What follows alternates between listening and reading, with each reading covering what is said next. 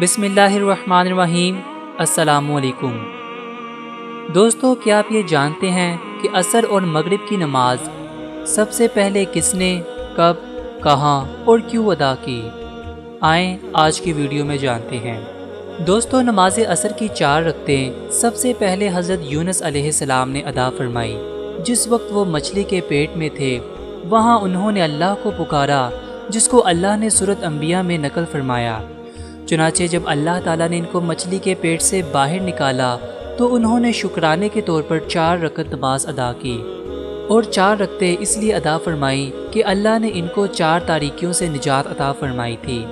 ایک مچھلی کے پیٹ کی تاریکی سے، دوسرا پانی کی تاریکی سے، تیسرا بادل کی تاریکی سے، اور چوتھا رات کی تاریکی سے۔ ان 4 تاریکیوں سے نجات کے شکرانے میں عصر کے وقت حضرت یونس علیہ السلام نے 4 رکعت نماز ادا فرمائی۔ اللہ کو یہ 4 رکعتیں اتنی پسند آئیں کہ اپنے نبی صلی اللہ علیہ وسلم کی امت پر ان کو فرض فرما دیا۔